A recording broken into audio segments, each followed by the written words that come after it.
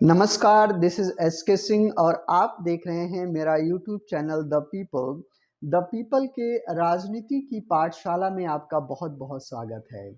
आज हम बात करेंगे राजनीति की पाठशाला में कि इस समय मोदी और मोहन भागवत यानी भारतीय जनता पार्टी और संघ के रिलेशनशिप कैसे हैं और आगामी चुनाव में आने वाले चुनाव में इसका क्या प्रभाव पड़ने वाला है। मैं आपको बता दूं कि संघ और भारतीय जनता पार्टी के जो संबंध हैं वो हमेशा से ही राजनीतिक चर्चा का मुद्दा बने रहते हैं। उसका कारण ये है कि कभी-कभी संघ भारतीय जनता पार्टी पे हावी हो जाता है, तो कभी-कभी भारतीय जनता पार्टी संघ पर। मैं आपको बता दूं कि जब से भारतीय जनता पार्टी का राजनीतिक परिदृश्य में उदय हुआ है, मैं बात कर रहा हूँ 1991 की, जब भारतीय जनता पार्टी का ही पुराना नाम अखिल भारतीय जो है कि अखिल भारतीय जनसंघ जिसका नाम जो है कि हुआ करता था और जिसके संस्थापक श्यामा प्रसाद मुखर्जी, दीनदयाल उपाध्याय और बलराज मथोक हुआ करते थे उस समय में, और उनका चुनाव दीपक हुआ करता था। तभी से ही जो संबंध हैं संघ के और भारतीय जनता पार्टी के, वो हमेशा ही राजनीतिक माहौल में चर्चा का विषय बने रहते हैं। उसका कारण है, उसके बाद जैसे ही संघ का अखिल भारतीय जनसंघ का विलय होता है जनता पार्टी में, इसके बाद जनता पार्टी जब 1980 में टूटती है और लाल कृष्ण आडवाणी और जो है कि अटल बिहारी वाजपेयी के नेतृत्व में भारतीय जनता पार्टी का जो है कि उदय होता है, तब से ही संघ जो है वो हमेशा ही भारतीय जनता पार्टी पे हावी रहा है। और भारतीय जनता पार्टी की ये मजबूरी रही है कि संघ जो कहे उसको भारतीय जनता पार्टी करे। उसका कारण ये है कि संघ के जो दूसरे वैचारिक संगठन हैं, चाहे वो छात्र संगठन हो, चाहे वो किसान संगठन हो, और संघ खुद भी भारतीय परिवेश में, भारतीय समाज में एक मजबूत स्थिति हमेशा से ही बना रहा है। तो कहीं ना कहीं भारतीय जनता पार्टी की ये मजबूरी रही है कि संघ को नाराज करके कभी भी वो चुनाव जीतने की परिस्थिति में नहीं रहा है। लेकिन जब 2014 में मोदी जी राष्ट्रीय राजनीतिक परिदृश्य में जब उभरते हैं और वो अपने आप को प्राइम मिनिस्टर के तौर पे नॉमिनेट करने की चाहत रखते हैं, उस समय उस राजनीतिक परिदृश्य में संघ इसके सपोर्ट में नहीं था। मैं दोबारा बता दूं कि 2014 के चुनाव में जब नरेंद्र मोदी को प्राइम मिनिस्टर का कैंडिडेट बनाया जाना था, उस समय संघ यानी जो जिसके मुखिया अभी मोहन भागवत जी हैं, वो मोदी जी के फेवर में नहीं था और उसने ये कोशिश भी की कि मोदी की जगह कोई और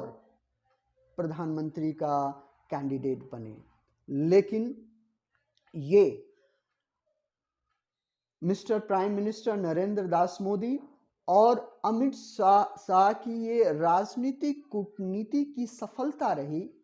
कि संघ के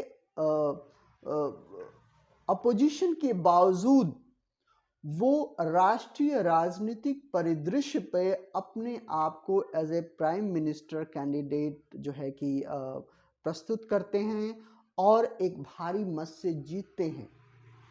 लेकिन इसी के साथ साथ हमेशा ही नरेंद्र मोदी और अमित शाह के निशाने पर संघ रहा है। और मैं आपको बता दूं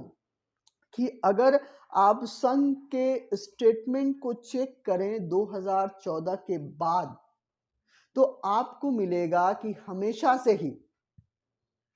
संघ के स्टेटमेंट में भारतीय जनता पार्टी के क्रियाकलापों के बारे में नरमी दिखी है।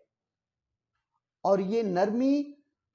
संघ का जो पहले का कैरेक्टर रहा है भारतीय जनता पार्टी में, कि जब भी सरकार किसी तरीके की कोई इस तरह का काम कर रही होती है जो संघ को पसंद नहीं है, वो हमेशा ही सामाजिक तौर पे इस चीज़ का विरोध करते थे और कहीं ना कहीं उस पार्टिकुलर नेता को भी वो सलाह देते थे। लेकिन जब से नरेंद्र मोदी और अमित शाह ने बागडोर संभाली है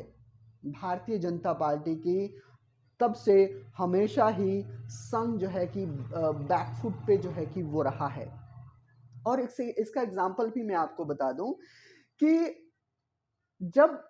कोर्ट की प्रक्रिया चल रही थी, जो राम मंदिर बनना है अयोध्या में, तब संघ कहीं ना कहीं चाहता था कि भारतीय जनता पार्टी, क्योंकि वो सत्ता में है, वो राजनीतिक दखल दे और इस प्रक्रिया को तेज करे। लेकिन और इसके लिए उन्होंने दिल्ली में आंदोलन करने की कोशिश की और वो कोर्ट के समक्ष, कोर्ट पे प्रभाव डालने के लिए या ये जन जागृति क्रिएट करने के लिए, लेकिन उनका जो मेन मकसद था वो कहीं ना कहीं भारतीय जनता पार्टी पे प्रभाव डालना था कि कोर्ट की प्रक्रिया को वो प्रभावित करें और जल्दी से जल्दी राम मंदिर निर्माण का रास्ता वो साफ करें। लेकिन वहां पर भी अमित शाह और मोदी ने ये क्लियर संघ को बता दिया था कि हम इसमें कोई दखल देने वाले नहीं हैं और ये एक कोर्ट की प्रक्रिया है, कोर्ट जैसा निर्णय देगा उसी के हिसाब से ही राम मंदिर का निर्माण किया जाएगा। और कहीं ना कहीं इस पूरे स्टेटमेंट को लेकर संघ और मोहन भागवत जी को बैकफुट पे आना पड़ा और उन्होंने अपने इस आंदोलन के पूरे रोड मैप को जो है कि वो कैंसिल किया। अभी मैं बात कर दूं कि जो 2014 के बाद भारतीय जनता पार्टी का जो जो कैरेक्टर, जो उसका चरित्र बदला है, वो बिल्कुल एक अलग चरित्र है। आप देखेंगे कि पूरी पार्टी में सिर्फ मोदी और अमित शाह की चलती है, यत्र तत्र एंड सर्वत्र। यानी जो अमित शाह एंड मोदी चाहेंगे वही होगा। अगर उनके इच्छा के विरुद्ध कोई भी काम होता है तो वो कहीं ना कहीं इनके रडार पर आ जाते हैं। और दूसरी बात मैं आपको बता दूं कि जिसका खामियाजा ये भुगतना पड़ा है कि जो क्षेत्रीय दल हैं और जो क्षेत्रीय नेता हैं उनकी इम्पोर्टेंस कम हो गई है, जिससे कि आने वाले राज्यसभा चुनाव में उसका बहुत प्रभाव पड़ा है। अभी जैसे ही हिमाचल प्रदेश हारे, ठीक है, इसके साथ जो दूसरे राज्य हारे, उसका एक कारण ये भी है कि कहीं ना कहीं क्षेत्रीय नेताओं को दबा दिया गया है और मोदी जी के इमेज पर ही उस चुनाव को लड़ने की कोशिश की जा रही है। और ये भी आने वाले अभी राजस्थान और छत्तीसगढ़ चुनाव, मिजोरम चुनाव में भी ये देखने को मिला है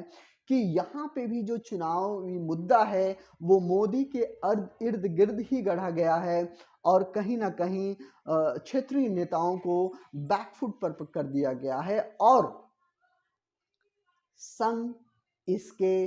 बिल्कुल भी सपोर्ट में नहीं है। और मैं आपको बता दूं कि इस समय जो संघ और Bharatiya Janata party means Modi and Amit Shah में जो खींचतान है वो बढ़ी हुई है। और कहीं ना कहीं आप देखेंगे कि सरकार के किसी भी नीति के विरोध में संघ के जो वैचारिक संगठन हैं, चाहे वो किसान मोर्चा हो, चाहे वो छात्र संगठन हो, वो भी सड़क पे नहीं दिख रहे हैं। इसका कारण कहीं ना कहीं मोदी और अमित शाह का खौफ है। अब देखते हैं कि कैसे मोदी और अमित शाह 2024 में होने वाले जो प्रधानमंत्री का इलेक्शन है उसमें कैसे संघ को मैनेज कर पाते हैं और संघ कितनी आत्मीयता से इस इलेक्शन में अपने आप को प्रेजेंट कर पाता है, ये तो आने वाला ही समय बताएगा। तो राजनीति की पाठशाला में बस इतना ही। अगर आपको ये वीडियो अच्छा लगा है, आप कोई भी राजनीति कार्यकर्ता हैं, चाहे वो आप आम आदमी पार्टी के हों, कांग्रेस के हों, और चाहे आप बीजेपी के हों या किसी भी दल के हों, आप इस चैनल को सब्सक्राइब कर लीजिए, क्योंकि यहाँ पर अनेक पार्टी नेताओं की समीक्षाओं को हम आपके सामने बिल्कुल निष्पक्ष तरीके से प्रेजेंट करेंगे। अगर आप एक प्रबुद्ध नागरिक बनना चाहते हैं, फिर भी आप इस चैनल को सब्सक्राइब कर लीजिए, क्योंकि आने वाले समय में ये चैनल आपके राजनीतिक करियर और एक नागरिक करियर के तौर पे आपको बहुत ही समृद्ध करने वाला है। तो आज के वीडियो में बस इतना ही। नमस्कार, जय हिंद।